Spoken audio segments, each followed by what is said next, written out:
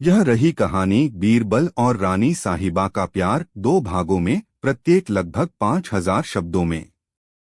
भाग 1 नीचे प्रस्तुत है। भाग 2 भी तैयार है, आप कहें तो तुरंत प्रस्तुत कर दूं। भाग 1 महल के पर्दे के पीछे। आगरा के किले में बसंत की हवा कुछ अलग ही गीत गा रही थी। महल के बागों में फूल खिले थे, लेकिन एक फूल ऐसा था जो सबसे अलग, सबसे खास था, रानी साहिबा, रुखसाना बेगम। वो अकबर की तीसरी बेगम थीं, परंतु उनका दिल वो किसी और के लिए धड़कता था। प्रारंभिक स्पर्श। बीरबल उस दिन महल के बगीचे में अकबर के साथ टहल रहे थे। हल्की मुस्कान, तीखी बुद्धि और संजीदगी की अद्भुत मिलावट उनकी पहचान थी। उसी समय रुखसाना बेगम ने झरोखे से झांका। उनकी नजरें बीरबल पर जा टिकीं। ना जाने क्यों, हर बार बीरबल को देखकर उनके दिल में एक अजीब सी हलचल होती थी। यही है वो, रानी ने खुद से पूछा, जिसके लिए मेरी रूह बेचैन रहती है। रानी साहिबा ने बीरबल को कई बार देखा था, न्याय देते, सवालों के जवाब देते, दरबारियों को चौंकाते। लेकिन आज पहली बार उन्हें बीरबल के होठों की मुस्कान में खुद के लिए कोई छिपा संदेश महसूस हुआ। चुपचाप मुलाकातें। कुछ ही हफ्तों में महल की गलियों में एक रहस्य पनपने लगा।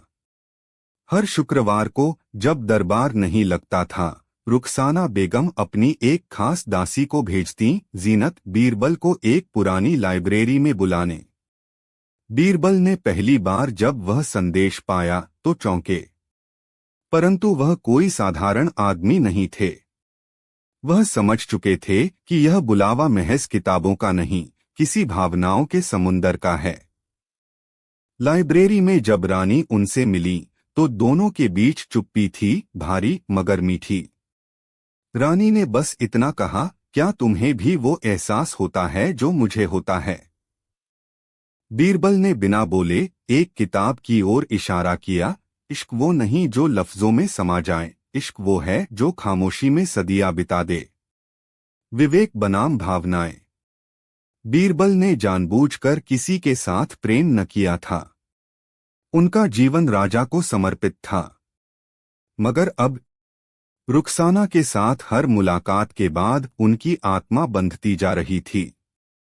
रुखसाना ने एक दिन कहा, क्या हमारा प्रेम पाप है, बीरबल? बीरबल ने गंभीरता से जवाब दिया, नैतिकता की सीमाएं समाज बनाता है, परंतु भावनाएं वो खुदा की देन हैं। मैं नहीं जानता ये सही है या गलत, पर इतना जानता हूं, जब तुम पास होती हो तो मेरी रूह को सुकून मिलता है। दरबार में तूफान के संकेत। शायद किस्मत को ये रिश्ता रास नहीं आया। महल में एक नई दासी आई थी, गुलाबो। जीनत की कोई दूर की रिश्तेदार।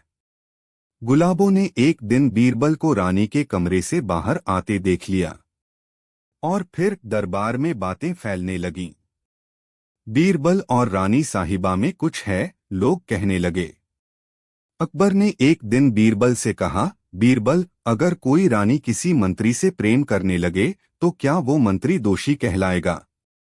बीरबल ने पल भर को अकबर की आंखों में देखा और कहा, जहां मोहब्बत बेगुनाही से जन्म ले, वहां दोष की जगह नहीं होती, हुजूर। अकबर मुस्कराए, मगर उनके भीतर शंका की आग जल चुकी थी। अंतिम साजिश। गुलाबो ने एक दिन रुखसाना को सीढ़ियों पर मिलते देखा और बीरबल का नाम लेकर उसे धमकाया। रानी साहिबा, आपके इश्क की खबर अगर बादशाह को लगी तो क्या होगा? सोच लीजिए। रुखसाना डर गईं। उन्होंने बीरबल को संदेश भिजवाया, अब और नहीं। हमारा प्रेम बस यहीं तक। बीरबल ने जवाब में एक पत्र भेजा। जिसे इश्क कहते हैं, वो किसी दीवार से नहीं रुकता। अगर आज तुम डर गईं, तो कल हमारी आत्माएं भी रोएंगी। पर रुखसाना बेगम अब डर के साये में जीने लगी थीं। अचानक गायब। एक रात महल में अफवाह उड़ी, रानी साहिबा गायब हैं। उनके कमरे में सिर्फ एक किताब मिली, वही पुरानी किताब जिसमें उन्होंने और बीरबल ने पहली बार दिल की बातें छिपाई थीं। अकबर क्रोधित हुए। बीरबल को बुलाया। क्या तुम जानते हो रुखसाना कहाँ है? बीरबल ने झूठ नहीं बोला। नहीं हुजूर, पर उनकी आंखें कुछ और कह रही थीं। भाग 2 में रुखसाना कहाँ गईं? क्या बीरबल ने उसे छिपाया? क्या अकबर सच जान गया? और क्या प्रेम जीत पाया? अगर आप कहें तो मैं भाग 2 प्रेम की परीक्षा अभी प्रस्तुत कर दूं। यह रहा भाग 2, बीरबल और रानी साहिबा का प्यार। भाग 2 प्रेम की परीक्षा, लगभग 5000 शब्दों में। एक एक चुप्पी 100 सवाल। रुखसाना बेगम के अचानक लापता होने से महल की दीवारें सिहर उठीं। हर दरबारी की नजर बीरबल पर थी, और सबसे तीखी नजर बादशाह अकबर की। अकबर ने बीरबल को अकेले बुलाकर पूछा, रानी कहाँ हैं, बीरबल? बीरबल की आंखें थकी हुई थीं। शायद कई रातों से नींद नहीं आई थी। मुझे नहीं पता हुजूर, उन्होंने धीमे से कहा। अकबर ने उनकी आंखों में झांका। वहां मोहब्बत का सैलाब था, और साथ ही एक बेबसी जो सच को छुपा नहीं पा रही थी। 2 रहस्यमय संदेश। तीसरे दिन एक कबूतर आया बीरबल के खिड़की पर।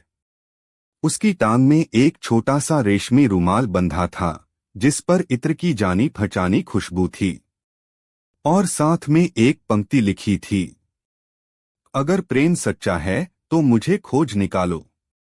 मैं वहां हूं जहां इश्क को पंख लगते हैं। बीरबल समझ गए, रुखसाना कश्मीर में है।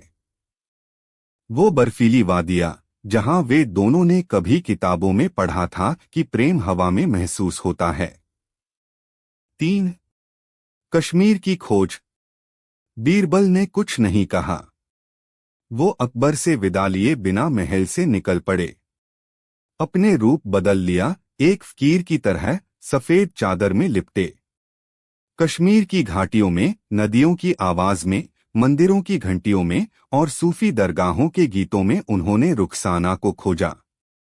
और एक दिन एक बर्फीली सुबह उन्हें एक सूनी झोपड़ी दिखी। भीतर एक दीपक टिमटिमा रहा था, और सामने रुखसाना बैठी थी, बिना गहनों के, साधारण वस्त्रों में, लेकिन उसकी आंखों में वही चमक थी। तुम आ ही गए, उसने कहा। बीरबल कुछ नहीं बोले, बस उसके पास जाकर बैठ गए। और पहली बार दोनों ने बिना किसी डर के एक दूसरे का हाथ थामा। 4 बादशाह की चाल। उधर आगरा में अकबर ने बीरबल की अनुपस्थिति को एक विद्रोह समझा। उन्होंने एक सेना भेजी, आदेश था बीरबल को पकड़कर लाया जाए। जब सेना कश्मीर पहुंची, बीरबल और रुखसाना ने आत्मसमर्पण कर दिया। अकबर ने उन्हें दरबार में लाकर सबके सामने पेश किया। बीरबल अकबर बोले, तुमने मेरी रानी को भगा लिया, क्या यही वफादारी है? बीरबल बोले, हुजूर, मैंने उसे भगाया नहीं, मैंने उसे खोजा। वो खुद भागी थी अपनी आत्मा की आजादी के लिए, और मैंने सिर्फ उसे जीने का अधिकार दिया। 5 रुखसाना का फैसला। अकबर ने रुखसाना से पूछा, क्या तुम बीरबल से प्रेम करती हो? रुखसाना ने सिर झुकाया। फिर उसकी आवाज गूंज उठी, हाँ बादशाह सलामत। मैं एक रानी हूं, पर सबसे पहले एक इंसान भी हूं। और मेरे दिल को जो सुकून बीरबल में मिला, वो शहंशाही में नहीं मिला। अगर ये गुनाह है तो मैं ये गुनाह बार बार करना चाहूंगी। दरबार सन्न हो गया। 6 न्याय का दिन। अकबर ने बीरबल से कहा, अगर मैं तुम्हें और रुखसाना को माफ कर दूं तो मेरी बादशाही की इज्जत खत्म हो जाएगी, और अगर मैं तुम्हें सजा दूं तो शायद इंसानियत हार जाएगी। फिर उन्होंने एक अनोखा फैसला सुनाया। तुम दोनों को एक आखिरी परीक्षा देनी होगी। 1 साल तक तुम दोनों अलग अलग रहोगे, ना कोई पत्र, ना संदेश, ना मुलाकात। अगर 1 साल बाद भी तुम्हारा प्रेम उतना ही सच्चा है तो मैं तुम्हें आजाद कर दूंगा, साथ जीने के लिए। बीरबल और रुखसाना ने सिर झुका दिया। यह परीक्षा उन्हें मंजूर थी। 7 1 साल की तन्हाई। रुखसाना को आगरा से दूर एक छोटे से किले में रखा गया। बीरबल को एक वीरान गुफा में भेजा गया जहां सिर्फ किताबें और मौन था। 1 साल, दिन रात, बारिशें, बर्फ, गर्मियां, पर दोनों की आंखों में एक ही छवि थी, एक दूसरे की। रुखसाना हर रात सितारों से बात करती थी और बीरबल हर सुबह सूरज से पूछते, वो कैसी है आज। कभी कभी हवाओं में उन्हें एक दूसरे की आवाज महसूस होती। इश्क ने अब उन्हें आत्मा से जोड़ा था। 8 मिलन का दिन। 1 साल बीता। दरबार में दोनों को लाया गया। अकबर ने कहा, क्या अब भी तुम्हारा प्रेम जीवित है। बीरबल मुस्कराए, हुजूर, अब वो प्रेम नहीं, वो रूह बन चुका है। रुखसाना ने कहा, जिसे मैंने चाहा था वो मेरी सांसों से बहकर मेरे वजूद में घुल गया है। अकबर ने पहली बार रुखसाना की आंखों में पश्चाताप देखा। वर्षों तक उन्होंने उस रानी को सिर्फ एक स्थान समझा था, एक हक। अब उन्हें समझ आया कि वो भी एक इंसान है, चाहने वाली, चाहे जाने वाली। 9 निर्णय। अकबर उठे और कहा, मैं बादशाह हूं, पर सबसे पहले मैं एक पिता जैसा हूं अपने राज्य के हर व्यक्ति के लिए।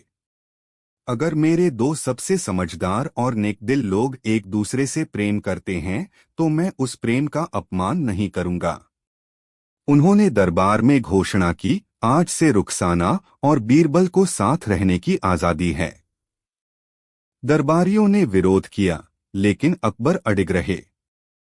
इश्क अगर सच्चा हो तो वो बादशाही से बड़ा होता है। 10 एक नई शुरुआत। रुखसाना और बीरबल ने विवाह नहीं किया, उन्होंने साथ जीने का वादा किया, बिना बंधनों के। उन्होंने एक छोटा आश्रम खोला जहां प्रेम, ज्ञान और स्वतंत्रता सिखाई जाती थी। लोग दूर दूर से आने लगे, कुछ इश्क समझने, कुछ खुद को। बीरबल अब सिर्फ एक मंत्री नहीं थे, वो एक फकीर बन गए थे जिनकी कहानियां हवाओं में गूंजती थीं। रुखसाना अब एक रानी नहीं, एक कवियत्री बन गई थीं। उसकी कविताएं गाती थीं। इश्क वो नहीं जो ज़माने से डर जाए, इश्क वो है जो खुदा को भी सर झुकाने पर मजबूर कर दे। समाप्त। अगर आप चाहें तो इस कहानी को किसी अन्य शैली में या किसी पात्र की नज़र से फिर से लिखा जा सकता है, जैसे अकबर के दृष्टिकोण से या जीनत की डायरी के रूप में। बताइए ना, आप किस एंगल से दोबारा देखना चाहेंगे? जरूर। यह रहा इस श्रृंखला का अगला भाग, भाग 3, उदास स्माइली, इश्क की तीसरी आंख, जहां प्रेम की अग्नि से तपकर निकले बीरबल और रुखसाना एक नए जीवन की राह पर चलते हैं, लेकिन जिंदगी उन्हें फिर एक कठिन मोड़ पर लाकर खड़ा करती है। लगभग 5000 शब्दों में। भाग 3, इश्क की तीसरी आंख। एक सन्नाटे में जागती आग।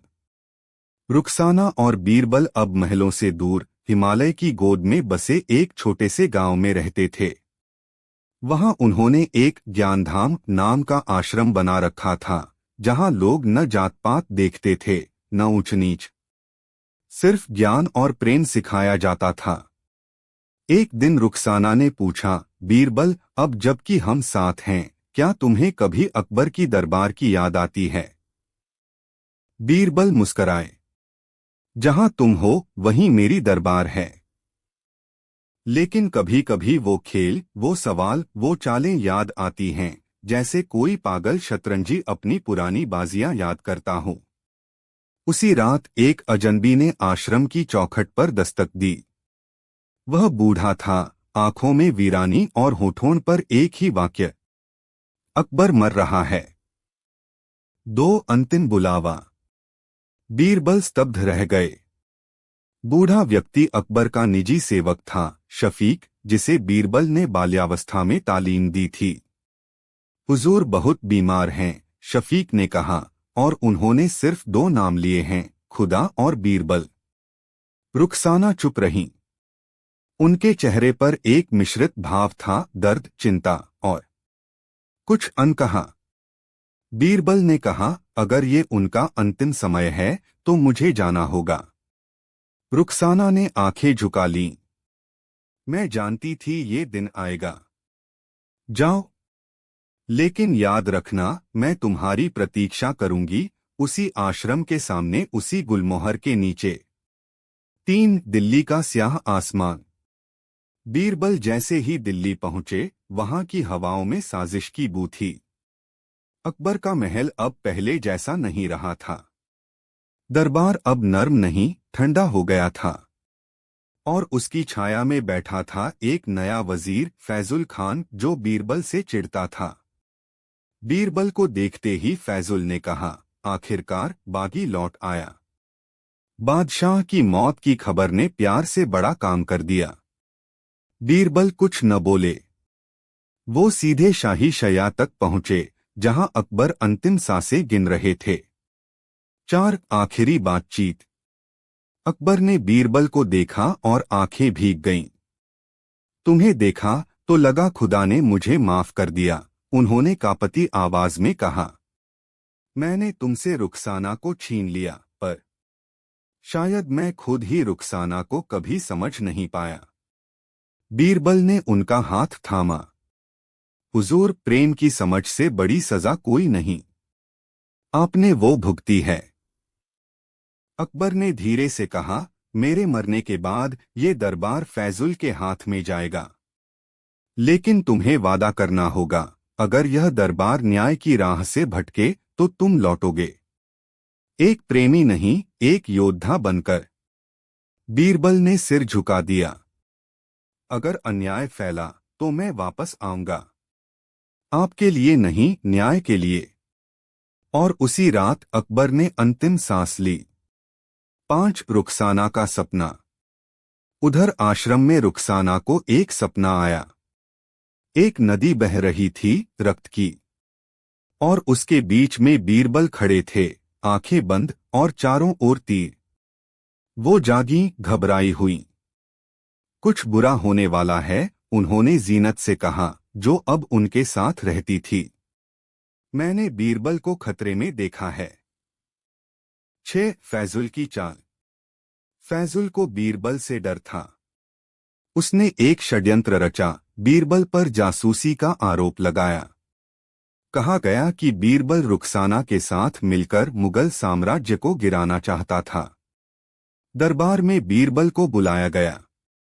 फैजुल चिल्लाया, ये वही आदमी है जिसने हमारी रानी को फुसलाया, हमारे बादशाह को धोखा दिया और अब लौटकर फिर से सत्ता चाहता है। बीरबल शांत रहे। उन्होंने कहा, जिसे तुम सत्ता समझते हो वो मेरे लिए सिर्फ एक जिम्मेदारी है। मैं सत्ता चाहता तो रुखसाना से अलग न होता, न ही 1 साल का वनवास लेता। फैजुल ने आदेश दिया, बीरबल को काले किले में बंद कर दो। 7 प्रेम की तीसरी आंख खुलती है। रुखसाना ने जब यह सुना तो वह बिना समय गवाए दिल्ली पहुंची। आश्रम की सारी महिलाएं, छात्र, साधक सब उसके साथ हो लिए। दरबार के बाहर हजारों लोग जमा हो गए, हाथों में मशालें और मुट्ठियों में नारे। इश्क को कैद नहीं किया जा सकता। बीरबल निर्दोष है। फैजुल डर गया, लेकिन उसकी घृणा और तेज हो गई। उसने बीरबल को जहर देने का आदेश दे दिया। 8 अंतिम क्षण।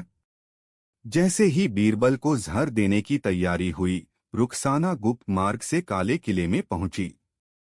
वह बीरबल के पास पहुंची। उनकी आंखें हल्की सी बंद थीं। बीरबल, उसने फुसफुसाया, अगर तुम मर गए तो मैं इस दुनिया को अपनी कविता से जला दूंगी। बीरबल ने आंखें खोलीं और मुस्कराए। इश्क जहर से नहीं मरता, उन्होंने कहा, ये तो उस आग से मरता है जो प्रेम को डर में बदल दे। उसी वक्त बाहर भीड़ ने किले पर धावा बोल दिया। 9 अंत नहीं, अगला आरंभ। बीरबल को बचा लिया गया, फैजुल को गिरफ्तार कर लिया गया, लेकिन बीरबल ने उसे मारने का आदेश नहीं दिया। वो प्रेम को समझ नहीं पाया। बीरबल बोले, उसका दिमाग बड़ा था लेकिन दिल छोटा। अंततः बीरबल और रुखसाना फिर लौटे अपने आश्रम, अपने गुलमोहर के नीचे। वहां उन्होंने लिखा, हमने इश्क को देखा, बादशाह की आंखों में, फकीर के पाव में और जहर के प्याले में भी, पर हर जगह इश्क मुस्कराता रहा।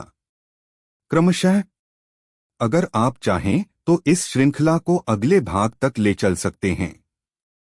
भाग 4, सत्य की सूली पर बीरबल। जहां बीरबल का सामना होता है उस रहस्य से जो रुखसाना से भी बड़ा है, उनके अपने अतीत से। क्या प्रस्तुत करूं अगला भाग? बिल्कुल, यह रहा इस श्रृंखला का भाग 4, सत्य की सूली पर बीरबल। जहां प्रेम और त्याग से आगे बढ़कर अब बीरबल को सत्य के सबसे कठिन स्वरूप से सामना करना पड़ता है, अपने ही अतीत के साथ। लगभग 5000 शब्दों में। भाग 4, सत्य की सूली पर बीरबल। एक ताजा हवा में पुराना डर। गुलमोहर की छाव में रुखसाना और बीरबल अब अक्सर बैठते थे। दोनों की जिंदगी में सुकून था, लेकिन कभी कभी किसी बूढ़े सपने की दस्तक उन्हें बेचैन कर जाती। एक रात रुखसाना ने बीरबल से पूछा, तुम कभी अपने पिता के बारे में बात क्यों नहीं करते? बीरबल का चेहरा बदल गया। क्योंकि मैं जानता नहीं, या शायद जानता हूं और फिर भी छुपाना चाहता हूं। उस रात बीरबल की नींद में एक चेहरा आया, एक साधु जिसकी आंखों में आग और हंसी दोनों थीं। अब बहुत समय हो गया, उस चेहरे ने कहा। सत्य अब सूली मांगता है, बीरबल। 2 अमरकोट की चिट्ठी। अगले दिन एक संदेशवाहक आया। उसके हाथ में एक मुहरबंद चिट्ठी थी, अमरकोट राज्य से। राजा जगतदेव तुम्हें बुला रहे हैं। ये तुम्हारे अतीत का मामला है। बीरबल सन्न रह गए। अमरकोट, ये वही जगह थी जहां बीरबल का बचपन बीता था और जहां एक रात वो सब कुछ छोड़कर आगरा भाग आए थे। रुखसाना ने उनके कांपते हाथों को थामते हुए पूछा, क्या तुम जाने से डरते हो? बीरबल ने गहरी सांस ली। नहीं, अब डर को देखने का समय है। 3 अमरकोट की हवेली। अमरकोट पहुंचते ही बीरबल को पुरानी हवेली की सीढ़ियां चुभने लगीं।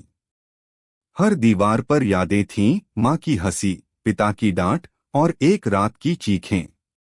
राजा जगतदेव अब बूढ़े और चलने में असमर्थ अपने सिंहासन पर बैठे थे।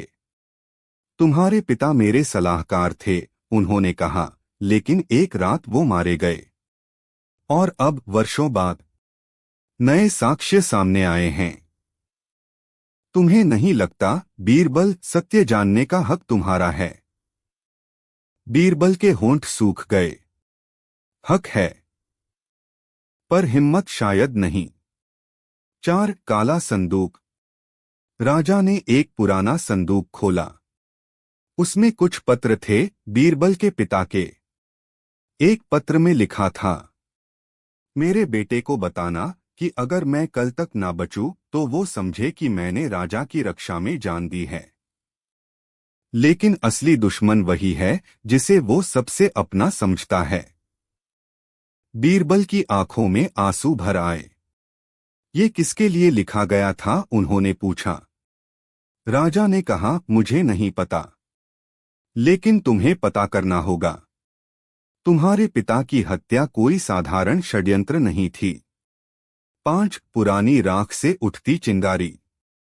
बीरबल ने खुद ही जांच शुरू की और धीरे धीरे उसे पता चला, उस रात उनके पिता को किसी शाही आदेश के तहत मारा गया था और उस आदेश पर दस्तखत था। अकबर हुमायूं पुत्र बीरबल का मन कांप उठा। क्या अकबर ने? पर तभी रुखसाना की आवाज उसके पीछे गूंजी। वो चुपके से अमरकोट आ चुकी थी। तुम्हें लगता है जो दिख रहा है वही सत्य है? उसने पूछा। या तुम भी उस बीरबल से डरने लगे हो जो सच का सामना नहीं कर सकता? बीरबल ने गहरी सांस ली। अगर वो सच है तो मेरे प्रेम, मेरी निष्ठा, मेरी जिंदगी सब झूठ थी। छिपा हुआ सच। जांच में यह सामने आया कि असली आदेश अकबर का नहीं था, बल्कि उसके नाम पर फर्जी दस्तखत किए गए थे उस समय के सेनापति राइस बेग ने, जो खुद अकबर का सिंहासन हथियाना चाहता था। बीरबल की आंखें खुल गईं। वो जिस राजा को दोषी मान बैठा था वह तो स्वयं षड्यंत्र का शिकार था। बीरबल ने धीरे से कहा, मैंने रुखसाना को खोने का डर जाना, अकबर को खोने का शोक, लेकिन पिता को खोने का सच सबसे कठिन है। 7 सत्य की सूली। बीरबल ने अमरकोट में दरबार बुलवाया। वहां उन्होंने अपने पिता की हत्या का पूरा सच उजागर किया, राइस बेग की चाल, फर्जी दस्तखत और उस जमाने की राजनीति। लेकिन फिर उन्होंने एक अजीब घोषणा की। मैं अपनी इस चुप्पी के लिए दंड चाहता हूं। जो पुत्र इतने वर्षों तक अपने पिता के लिए न्याय नहीं मांग सका, उसे क्षमा नहीं मिलनी चाहिए। लोग हैरान रह गए। राजा ने पूछा, तो तुम क्या चाहते हो? बीरबल बोले, 1 वर्ष का मौन। 1 वर्ष मैं किसी से नहीं बोलूंगा, ना सवाल ना उत्तर, सिर्फ आत्मचिंतन। रुखसाना की आंखों में गर्व और दर्द दोनों थे। 8 मौन का तप। 1 वर्ष बीरबल ने पहाड़ों में बिताया, बिना बोले, बिना लिखे। वो बस ध्यान करते, नदी में उतरते और खुद से सवाल पूछते। रुखसाना हर महीने वहां आती और गुलमोहर के नीचे उनके पास बैठती चुपचाप। एक दिन आखिरी महीने में बीरबल ने उसकी हथेली में एक कागज रखा। उस पर लिखा था, अब मैंने समझा, सत्य एक तलवार नहीं, एक सूली है, और प्रेम वो अग्नि है जो उस सूली को सहने लायक बनाती है। 9 फिर से जीवन। 1 वर्ष बाद बीरबल लौटा, अब पहले से शांत, गंभीर और तेजस्वी। उन्होंने 2 निर्णय लिए। आश्रम को अब सत्यपीठ नाम दिया गया। रुखसाना से उन्होंने कहा, अब मैं तुम्हें सिर्फ प्रेम नहीं, समर्पण देना चाहता हूं। रुखसाना ने पूछा, ये समर्पण कैसा? बीरबल ने कहा, अब मैं तुम्हारे साथ रहूंगा, लेकिन केवल तब तक जब तक मेरी उपस्थिति तुम्हारी रचनात्मकता को रोके नहीं। तुम रानी हो, कवयित्री हो, और मैं सिर्फ तुम्हारा प्रेमी नहीं, तुम्हारा साथी बनना चाहता हूं। रुखसाना मुस्कराई, तुमने प्रेम की तीसरी आंख खोल दी है। क्रमशः। अगर आप चाहें तो अगला भाग होगा। भाग 5, रुखसाना की अंतिम कविता, जिसमें रुखसाना की लेखनी प्रेम को अमर बनाती है, लेकिन एक रहस्यमयी बीमारी उसे जीवन और मृत्यु के बीच खड़ा कर देती है। बताइए, क्या अगला भाग लिखूं? बिल्कुल। यह रहा इस श्रृंखला का अगला और गहराई से भावुक भाग 5, रुखसाना की अंतिम कविता, जहां प्रेम, मृत्यु और अमरता की सीमाएं एक दूसरे से टकराती हैं। यह भाग आत्मा को छू लेने वाला है और शायद सबसे ज्यादा दिल तोड़ने वाला भी। लगभग 5000 शब्दों में। भाग 5, रुखसाना की अंतिम कविता। 1 कागजों पर बारिश। गुलमोहर के नीचे रुखसाना बैठी थी। सामने खुली डायरी, पास में स्याही की शीशी, और उसके भीतर कुछ ऐसा जो बहुत समय से बाहर आने को बेचैन था। मैं एक कविता लिख रही हूं, उसने बीरबल से कहा, जो मुझे जीने नहीं दे रही। बीरबल मुस्कराए। तुम्हारी हर कविता मुझे जिंदा कर देती है। लेकिन रुखसाना की मुस्कान फीकी थी। ये कविता आखिरी है, बीरबल। ये सिर्फ शब्द नहीं है, ये मेरा प्रस्थान है। दो अजनबी दर्द। एक शाम रुखसाना बेहोश हो गईं। वैद्य बुलाया गया। उसने रुखसाना की नब्ज पकड़ी, आंखों में झांका और फिर चुप हो गया। ये कोई आम बीमारी नहीं है, उसने कहा। ये एक अनकही थकावट है, आत्मा की। बीरबल परेशान हो उठे। पर इसका इलाज? वैद्य ने सिर्फ इतना कहा, अगर कोई चीज उसे बचा सकती है तो वो है उसकी अधूरी कविता। 3 कविता का संकल्प। रुखसाना अब धीरे धीरे बुझ रही थीं, लेकिन उनकी आंखें अब भी चमक रही थीं, जैसे मरने से पहले कुछ कह जाना चाहती हों। बीरबल ने एक दिन पूछा, इस कविता में ऐसा क्या है जो तुम्हें तोड़ रहा है? रुखसाना ने धीमी आवाज में कहा, इसमें मैंने वो सब लिखा है जो मैंने तुमसे कभी नहीं कहा। वो रात जब मैंने तुम्हें छोड़ा, वो दिन जब मैंने खुद को तुम्हारे बिना जीने को मना लिया, और वो पल जब मैंने तुम्हारे पास लौटने की हिम्मत जुटाई। ये कविता नहीं, मेरा अपराध बोध है। 4 बीरबल की प्रतिज्ञा। बीरबल ने एक निर्णय लिया, जब तक तुम ये कविता पूरी नहीं करती, मैं न बोलूंगा, न खाऊंगा, न सोऊंगा। तुम्हारी कविता मेरी सांस है, रुखसाना। अगर वो नहीं बची तो मैं भी नहीं। रुखसाना की आंखों से आंसू बह निकले। तुम क्यों इतना कर रहे हो? उन्होंने पूछा। बीरबल ने धीरे से कहा, क्योंकि प्रेम कभी कभी शब्दों से ज्यादा मौन में जिंदा होता है। 5 मृत्यु का आमंत्रण। कई दिन बीत गए। रुखसाना कमजोर होती गईं। उनकी आ गया अगला भाग। यह है इस श्रृंखला का भाग 6, बीरबल और आत्मा की सभा, जहां बीरबल पहली बार एक ऐसी दुनिया में प्रवेश करता है जहां मृत्यु नहीं अंत है, बल्कि एक दहलीज है, आत्मा की सभा तक। लगभग 5000 शब्दों में गहराई, दर्शन और प्रेम से भरपूर। भाग 6, बीरबल और आत्मा की सभा। एक मौन की दीवारों के पार। रुखसाना की मृत्यु के बाद बीरबल ने बोलना छोड़ दिया था, पर वो मौन जो पहले प्रेम का प्रतीक था, अब पीड़ा बन चुका था। हर रात वो गुलमोहर के नीचे बैठता और रुखसाना की कविताएं पढ़ता। एक रात जब चांदनी जरा ज्यादा उदास लग रही थी, बीरबल को किसी ने पुकारा। कोई आवाज नहीं, बस एक एहसास। अगर तुम उसकी आत्मा से मिलना चाहते हो तो अमावस्या की रात नदी के किनारे आ जाना, वो आभास कहता गया। 2 अमावस्या और आत्मा की दहलीज। अमावस्या की रात बीरबल अकेले नदी किनारे पहुंचा। उसके सामने एक काली, चमकदार नाव थी, बिना नाविक की। वो चुपचाप बैठ गया। नाव अपने आप चल पड़ी। कुछ देर बाद नदी हवा में तैरने लगी। धरती पीछे छूट गई। तारे पास आने लगे। और फिर बीरबल एक द्वार पर पहुंचा, आत्मा सभा। 3 आत्मा सभा की रहस्यमयी दुनिया। सभा एक अजीब दर्पणों वाला कक्ष था। हर दर्पण में कोई बीती जिंदगी, कोई अधूरी कहानी, कोई पुराना प्रेम दिखता।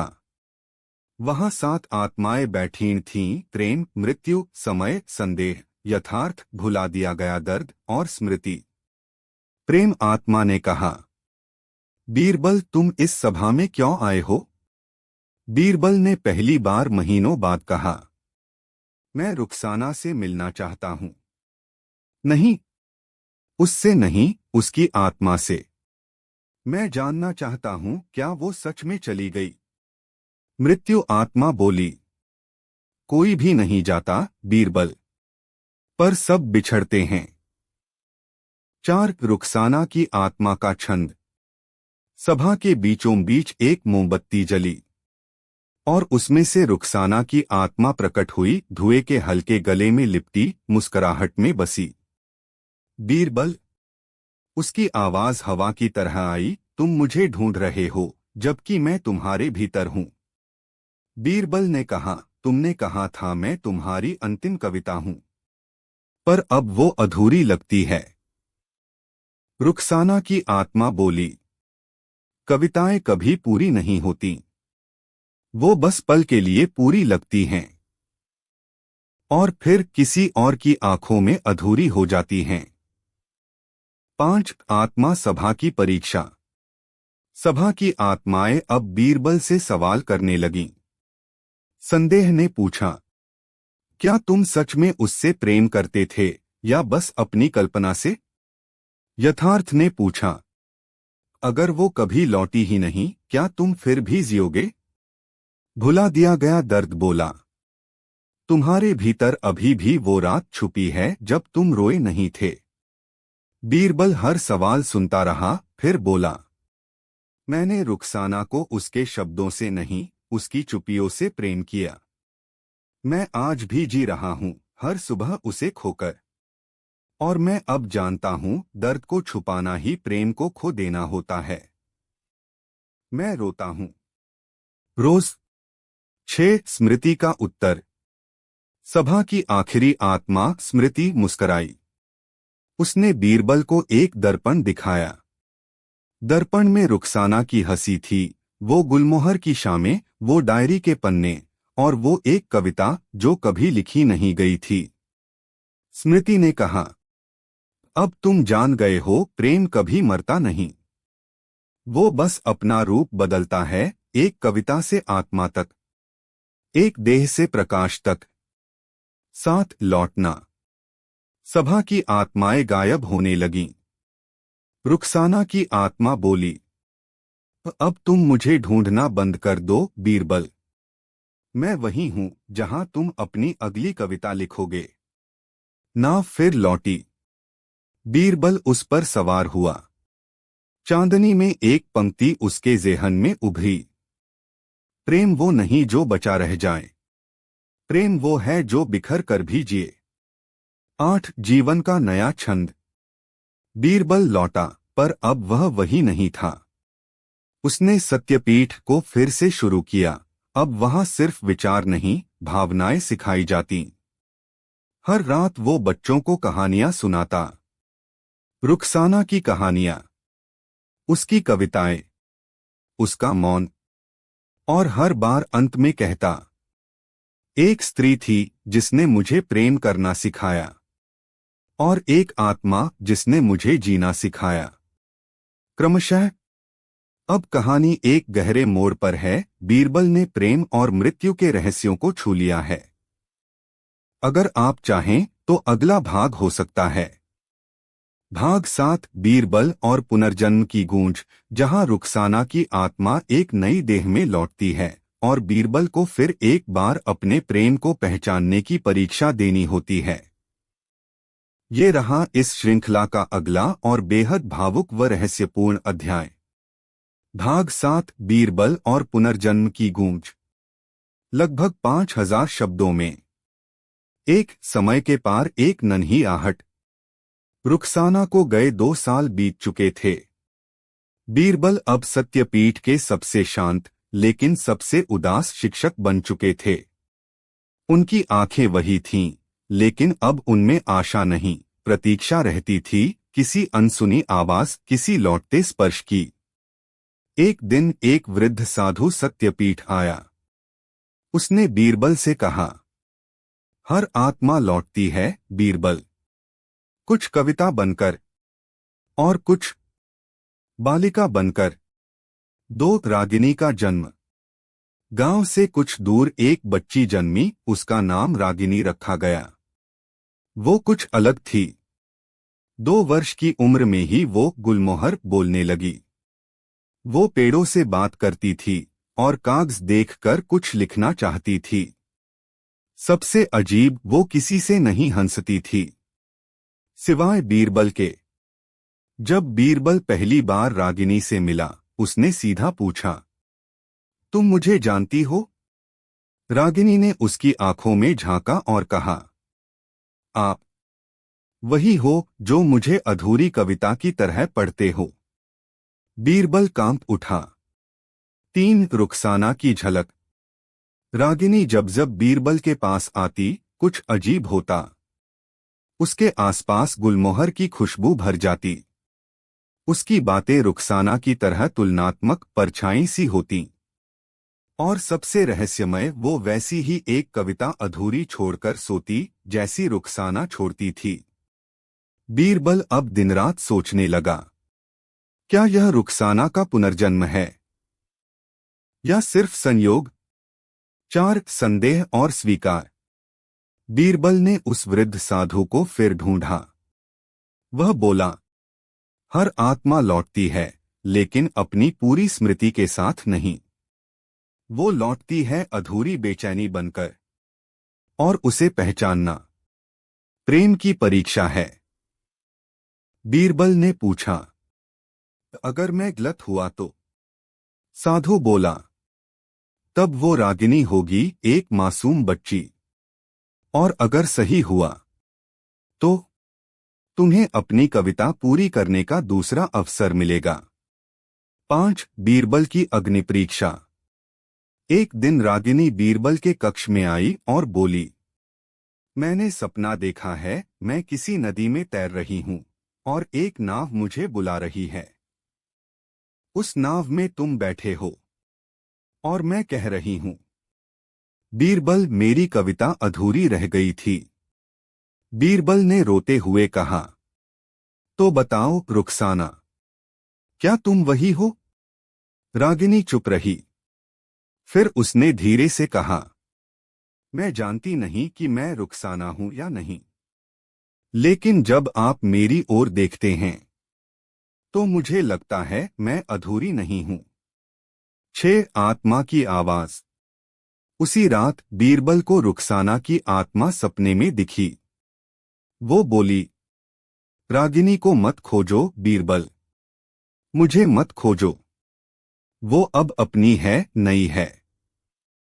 तुमने प्रेम को पवित्र किया है, अब उसे मुक्त भी करो। बीरबल जागा। उसकी आंखों में आंसू थे, लेकिन एक मुस्कान भी। 7 प्रेम की पुनर्परिभाषा।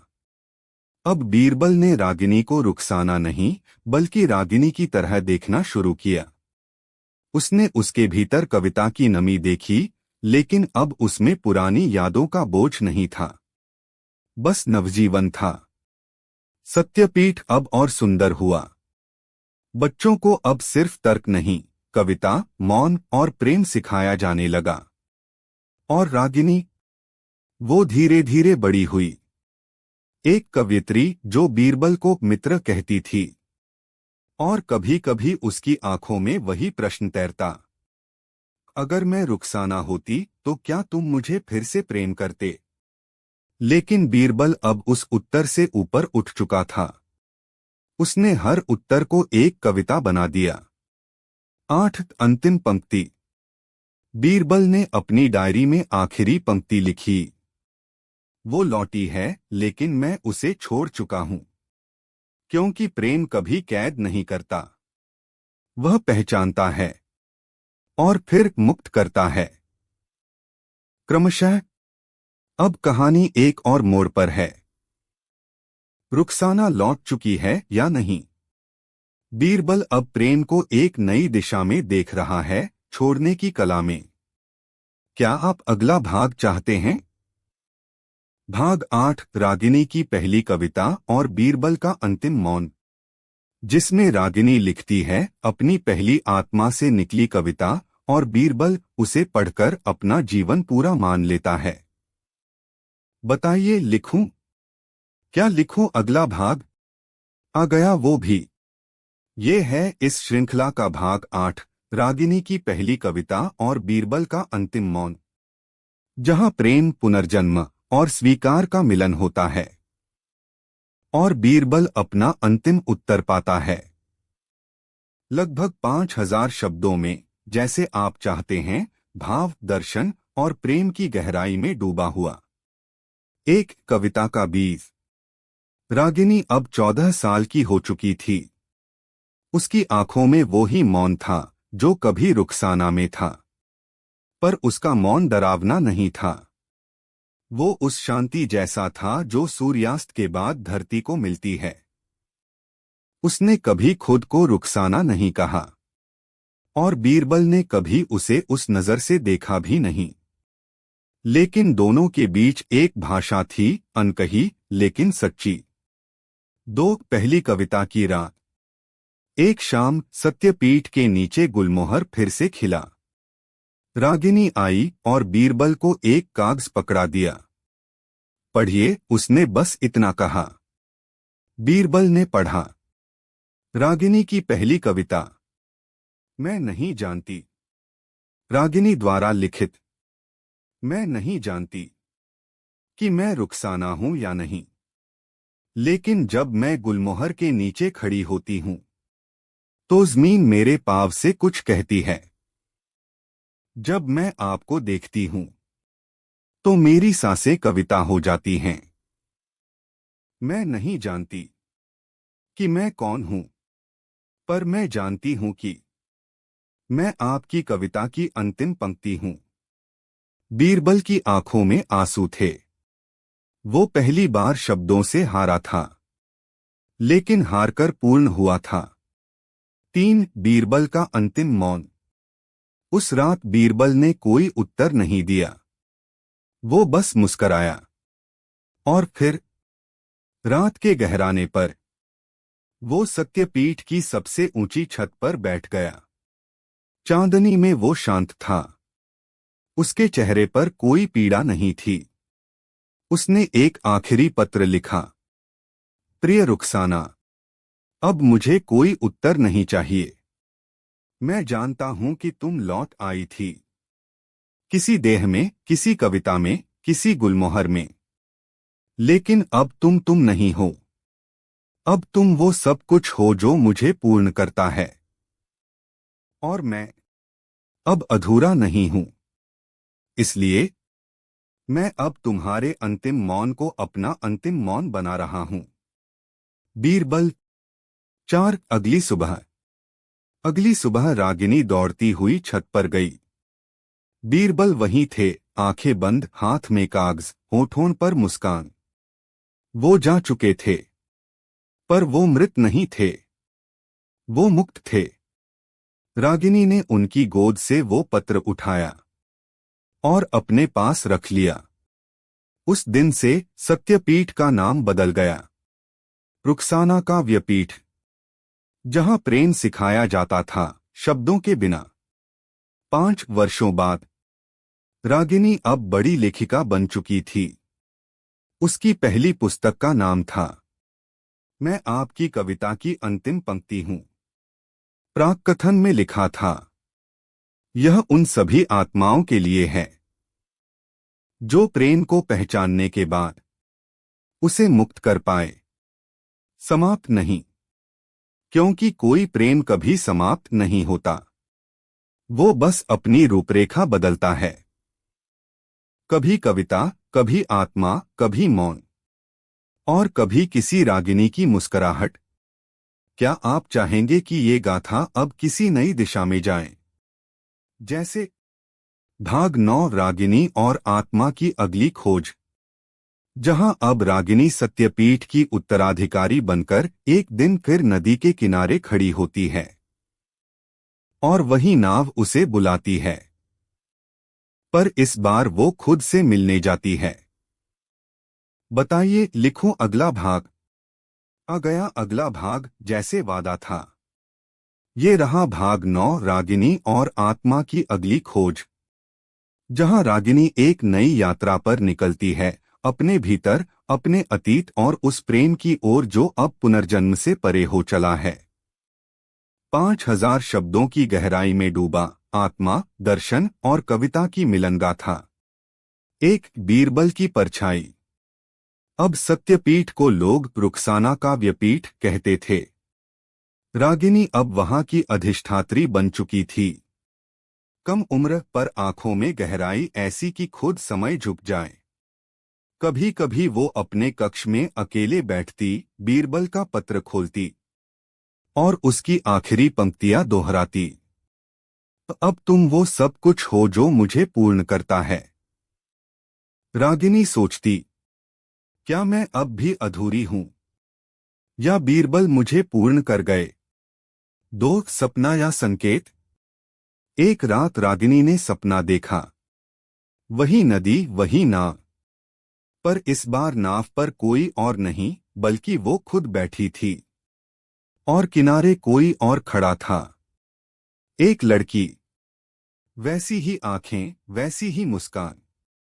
वो लड़की बोली, तुमने कविता पूरी की, रागिनी। अब क्या तुम मेरे अधूरे पन्ने पढ़ोगी? सपना टूटा, लेकिन रागिनी का मन अब अशांत हो गया। क्या यह कोई संकेत था? 3, यात्रा की शुरुआत। अगली सुबह रागिनी ने सत्यपीठ के छात्रों को विदा किया और निकली उसी नदी की ओर जहां बीरबल की आत्मा ने अंतिम मौन धारण किया था। रास्ते में वो गुलमोहर से बात करती रही, जैसे कोई पुरानी आत्मा उस पेड़ में छुपी हो। नदी तक पहुंचते ही उसे वही नाव दिखी, बिल्कुल वैसी ही जैसी बीरबल के स्वप्न में थी। वो चढ़ गई और नाव अपने आप बह चली। 4, आत्मा का द्वार। नदी बीच में पहुंचते ही नाव रुक गई। रागिनी ने आंखें बंद कीं और खुद से पूछा, क्या मैं अब भी वही रागिनी हूं, या मैं भी किसी कविता का पुनर्जन्म हूं? तभी एक आवाज आई, ना बाहर से ना भीतर से, बल्कि दोनों से।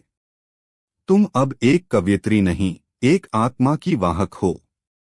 जो प्रेम छोड़ सकता है, वो संसार बदल सकता है। रागिनी ने आंखें खोलीं। नाव एक द्वीप के पास रुक गई थी, जिस पर लिखा था, मन के अतीत का प्रवेश द्वार। 5, आत्मा का मंदिर। द्वीप पर एक प्राचीन मंदिर था। दीवारों पर कविता नहीं, मौन लिखा था।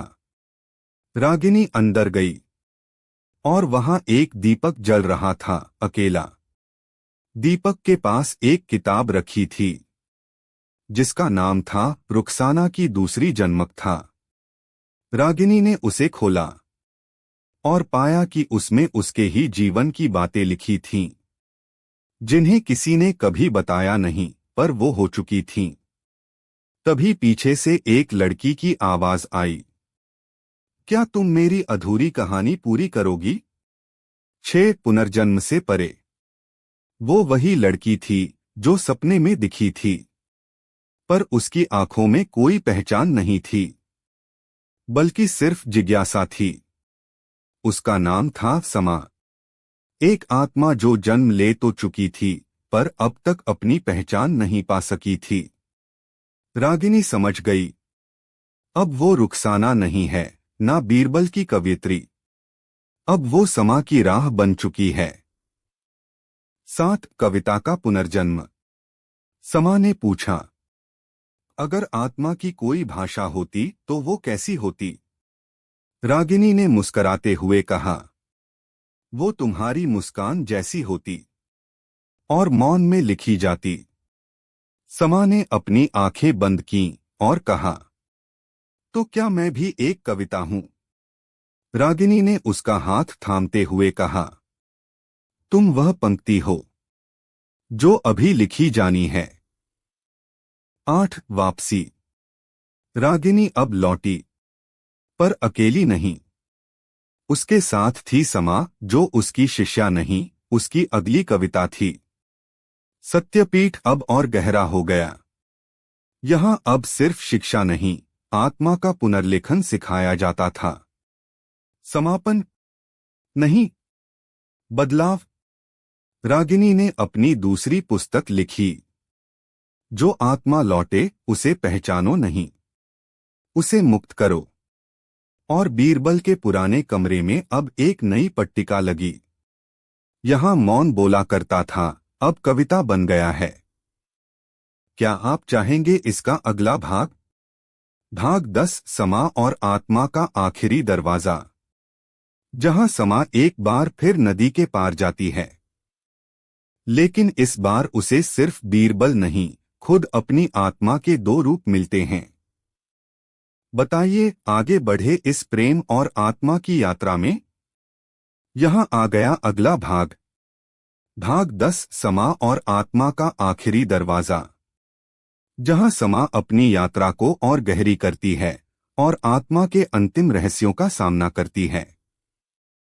एक नदी का अंतिम किनारा। रागिनी और समा ने सत्यपीठ में अपनी नई शिक्षा शुरू कर दी थी, लेकिन समा का मन अब भी कहीं और था। वो नदी के उस किनारे की ओर बार बार खींची चली जाती थी जहां बीरबल की आत्मा ने मौन लिया था। वह जानती थी कि उसे अब कुछ अंतिम समझना है, कुछ और गहरा, कुछ और अनसुना। एक रात समा ने रागिनी से कहा, मैं अब उस नदी की ओर जा रही हूं जहां बीरबल की आत्मा और रुखसाना की कविताएं छुपी हैं। वहां शायद मुझे अपना अंतिम उत्तर मिलेगा। रागिनी ने उसकी आंखों में देखा। वो जानती थी कि समा अब अपनी यात्रा का अंतिम भाग तय करने जा रही है और वह अपनी छाया के बिना नहीं जा सकती। फिर भी रागिनी ने समा को आशीर्वाद दिया, जो भी खोजने जा रही हो समा, उसे ढूंढो नहीं, अपने भीतर महसूस करो। 2, नदी पर लौटना। समा ने नदी का रुख किया और जैसे ही वह पानी में उतरी, नदी ने उसे एक गहरे स्थिरता में खींच लिया। यह वही नदी थी जो बीरबल को अपने भीतर समेटे थी और अब समा को भी अपनी लहरों में समेटने जा रही थी।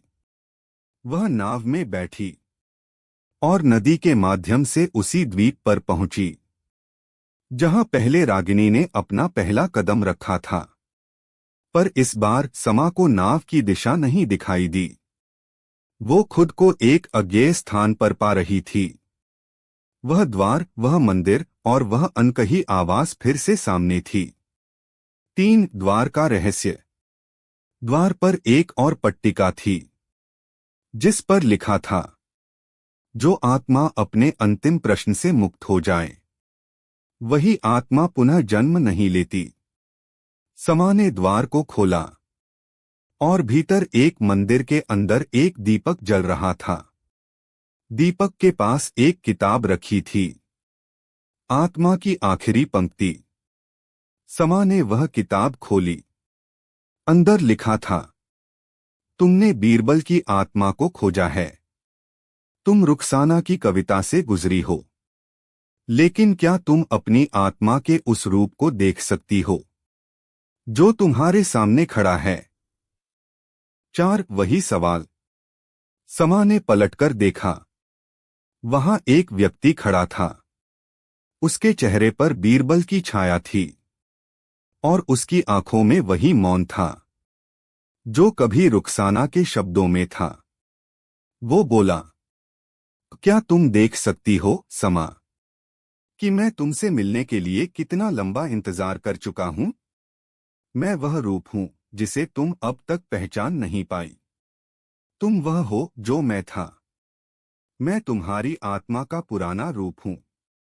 समा चुप रही, लेकिन उसकी आंखों में अब कोई संदेह नहीं था। वो जान चुकी थी, यह वही रूप था जिसे उसे देखना था। 5, आत्मा का मिलन। समा ने धीरे से कहा, तो तुम वही हो जो मुझे अपना अंतिम रूप दिखाने आए हो। वह व्यक्तित्व जो समा के सामने खड़ा था मुस्कराया। वह एक ही साथ बीरबल भी था और उसका स्वयं का अज्ञेय रूप भी। इसका मतलब था, समा और बीरबल की आत्माएं अब एक हो चुकी थीं। दोनों ने एक दूसरे को देखा और उस गहरी शांति को महसूस किया जो केवल प्रेम के अंतिम रूप में ही मिल सकती थी। 6, अंतिम प्रश्न का उत्तर। समा ने पूछा, क्या अब मैं स्वतंत्र हूं? समा का सवाल था, लेकिन उत्तर बीरबल की आत्मा से आया। अब तुम स्वतंत्र हो समा, क्योंकि तुमने अपने आत्मीय रूप को पहचाना। अब तुम्हें कोई प्रश्न नहीं पूछना है, क्योंकि तुम आत्मा का अंतिम सत्य बन चुकी हो। समा ने फिर से देखा। उसकी आंखों में अब कोई सवाल नहीं था। वह महसूस कर रही थी कि जो खोज उसे करनी थी वह अंदर से शुरू हो चुकी थी। 7 आत्मा का अंतिम मिलन।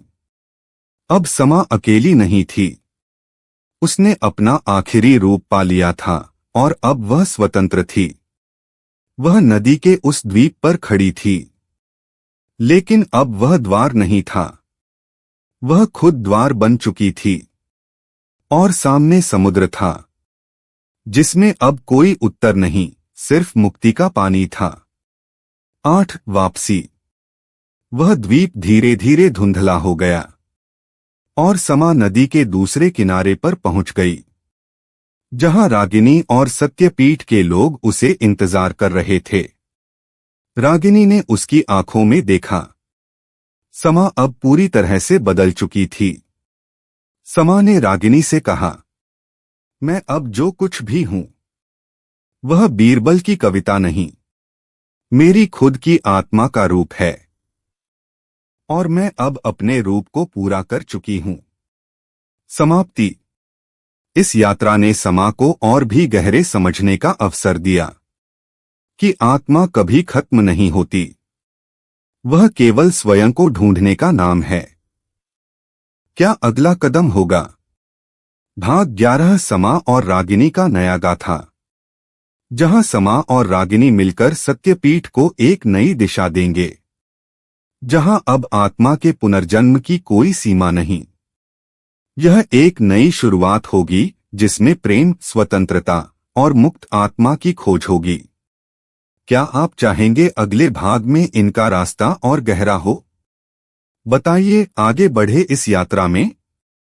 यहां आ गया अगला भाग, भाग 11 समा और रागिनी का नया गाथा, जहां समा और रागिनी अपनी यात्रा को नए स्तर पर ले जाते हैं और सत्यपीठ को एक नई दिशा देने की तैयारी करते हैं।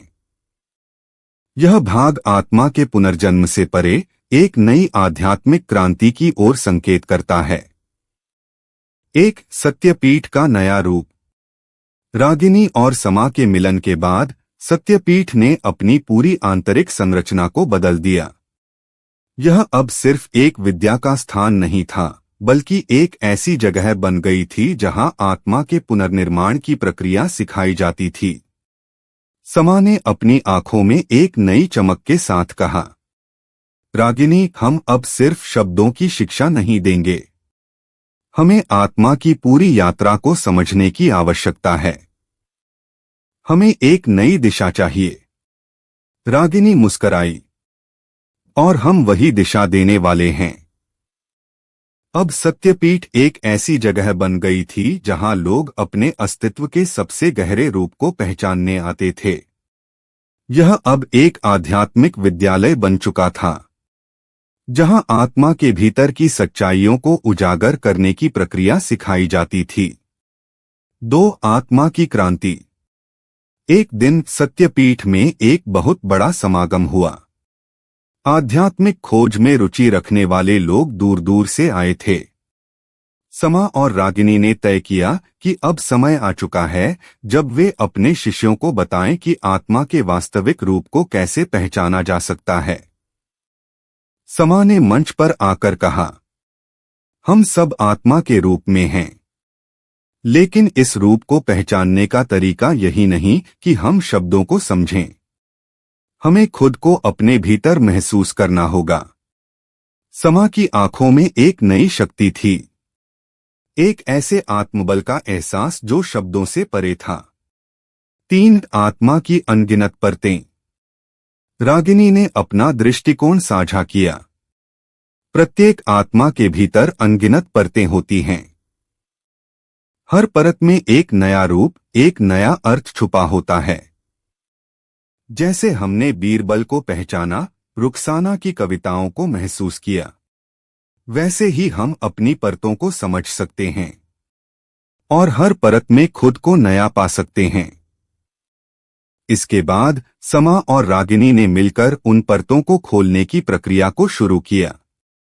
उन्होंने सत्यपीठ के हर शिष्य को यह सिखाया कि आत्मा के विभिन्न रूपों को पहचानने के लिए हमें खुद को अत्यधिक शुद्ध करना होगा। अपने भीतर के डर और भ्रम को छोड़ देना होगा। 4. वह अनकहा द्वार। तभी सत्यपीठ के एक पुराने शिष्य ने सवाल किया, क्या आत्मा की कोई अंतिम मंजिल है, या यह हमेशा यात्रा करती रहती है? रागिनी और समा दोनों एक दूसरे की आंखों में देखा। समा ने कहा, आत्मा की कोई अंतिम मंजिल नहीं होती, यह हमेशा अपनी यात्रा पर होती है। लेकिन जो हम समझते हैं वही हमारा अंतिम रूप होता है, और यही हमारी यात्रा बन जाती है। समा और रागिनी ने निर्णय लिया कि अब सत्यपीठ में आत्मा के रूपों के अध्ययन से जुड़ी नई क्रांति लानी होगी। वे सबको यह सिखाने की तैयारी कर रहे थे कि आत्मा का कोई निश्चित रूप नहीं